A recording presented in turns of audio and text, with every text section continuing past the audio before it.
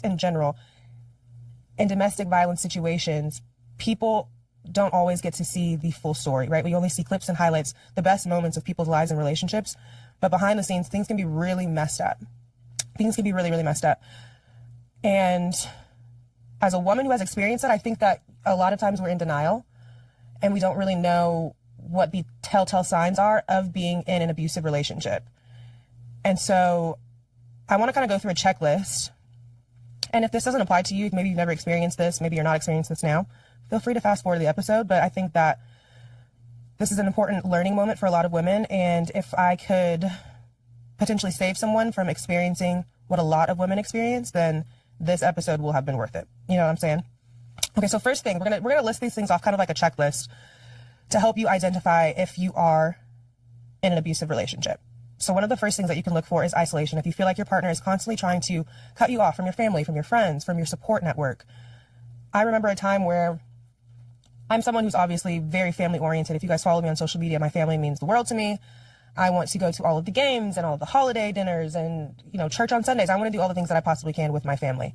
And there were times during this relationship where my partner would strategically, looking back now I understand was very strategic, whenever we were really, really going through it, I found that he got more power and control from pulling me away from my family, pulling me away from my friends, keeping me away from them on the weekends, taking more trips with him than I would with my family, because it would allow me to no longer have a sounding board. And all that I could hear and all that I would talk about, you know, my issues were with him. So if you ever feel like someone is purposely taking away time, is purposely telling you like, you know, you don't need those people in your life, they don't know you like I know you, things like that are a bit of a red flag, because they're trying to isolate you from people that will tell you the truth. They're trying to cloud your judgment and they're trying to control and manipulate you. So that's the second thing, control as well. They monitor your phone, they monitor your finances, they want to know your whereabouts, they obsess over controlling every detail of your life. That is another major, major, major red flag. The third thing, emotional manipulation. If you feel like they are constantly guilt tripping you, gaslighting you, making you feel like you are crazy for having emotions and feelings, hello, red flag. If you feel like their emotions are always prioritized and yours are never heard or seen, red flag. Also, this sounds like someone who is a narcissist, which I think emotional abuse, physical abuse, all go hand in hand with narcissism, by the way. Another thing that you can look for, verbal abuse. I think we sometimes get caught up on the idea of physical abuse, but like I just said, verbal abuse, emotional abuse are very real and are equally as damaging. Verbal abuse consists of name calling. If someone is threatening you, if someone is constantly like insulting you, even if they try to hide it under the guise of it being a joke, verbal abuse is almost like a gateway to physical abuse, if you will. Because the next step a lot of times is physical aggression.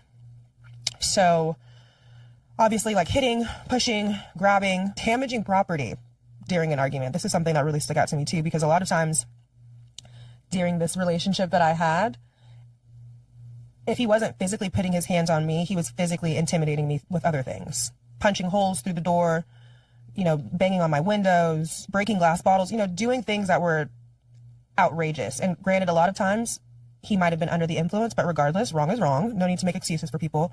Physical aggression to ultimately intimidate you is a red flag.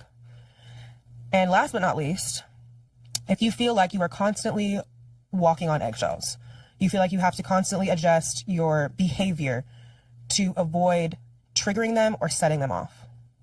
You come home from work, you've had a bad day, and you feel like, I'm just going to hold my breath until they fall asleep because I don't want to piss them off. I know that I'm going through my own emotions. I know that I'm feeling, you know, whatever I'm going through, but I'm just going to hold it all in because I don't want to trigger the fact that I went to work and he didn't go to work today. Oof. Those are some signs that you can look for that will help you gauge whether or not you are in a healthy or unhealthy situation or relationship. And the reality is too, though, those things apply to boyfriends, girlfriends, those apply to moms, dads, family members, friends, bosses. That's not just strictly in relationships. And I think that that can help a lot of women. I think that if I would have known those telltale signs way back in the day, I think that it would help me to have not been so naive.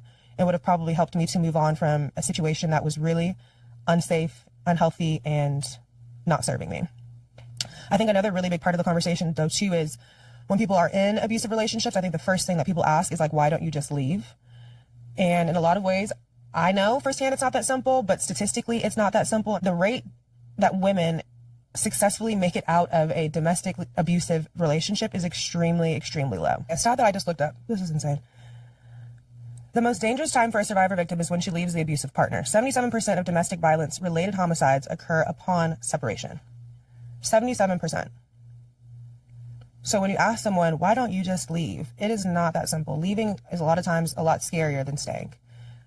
The reality is that abusers will often break you down emotionally before they ever harm you physically. They'll convince you that you're unlovable, that no one else will ever want you, that you're damaged goods, or even worse, that you need them. And sometimes it's the fear of what's going to happen when you leave that makes you feel even more trapped. It makes you feel even safer in the idea of, you know what, maybe this is a better option. If I can just fix them, maybe they'll change. Again, excuses. And we try to validate and make sense of something that really is unfair to you and unjust and truly isn't right. But the numbers to me alone, 77%, you guys, 77% of domestic violence related homicides occur upon separation.